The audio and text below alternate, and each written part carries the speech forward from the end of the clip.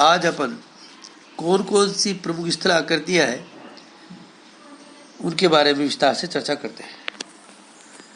अपक्षय और अपरदन यानी मृदा का कटाव और उसका क्षीण होना, दो प्रक्रमों द्वारा दृश्य भूमि लगातार विघटित होती रहती है। पृथ्वी की सतह पर सेलों के टूटने से अपक्षय की प्रक्रिया होती है, यानी पृथ्वी की सतह पर सेल यानी चट्टानों के टूटने से अपक्षय की क्रिया होती है। भूदृश्य पर जल, पवन, हिम जैसे विभिन्न घटकों के द्वारा भी क्षय का अपरदन होता है। यानी परीक्षा पूछ ले कि आपको किन किन घटकों के द्वारा सेलों का अपक्षय होता है, तो अपन कहेंगे जल, पवन, हिम। वायु, जल आदि अपरदित पदार्थों को एक स्थान से दूसरे स्थान पर ले जाते हैं और फलस्वरूप एक स्थान पर निक्षेपित करते हैं। अपरदन और निक्षेपण के ये प्रक्रम पृथ्वी के धरातल पर विभिन्न स्थल आकृतियों का निर्माण करते हैं। अब स्थल आकृतियों का निर्माण कद पूछ ले किन किन के द्वारा होता है, तो अपन कहेंगे भूमि है, भूमि पर पाए जाने वाला जल है, पवन है, वर्षा है, कई कारणों से होती है। अब यहाँ पर प्रमुख स्थल आकृतियों में नदी के कार्य के बारे में अपने विस्तार से चले। आप सब जानते हैं कि नदियाँ क्या है, नदियाँ कहाँ से निकलती है। नदी में आप एक दो बार गए, देखी भी होगी, कभी कभी आपने स्नान भी किया होगा। नदी के जल से दृश्य भूमि का अपरदन होता है।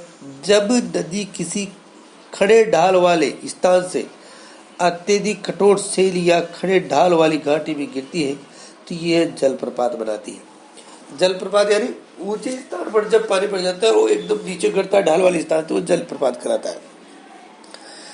जब नदी मैदानी क्षेत्र में प्रवेश करती है तो वह मोड़दार मार्ग में बहने लगती है, यानी टेढ़ा मेढ़ा।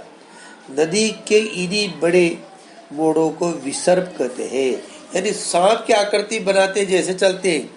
इसके द्वारा ईश्वरकों के किनारों पर लगातार अपरदन और निक्षेपण शुरू हो जाता है। विसर्प लूप के सिरे के निकट आते हैं।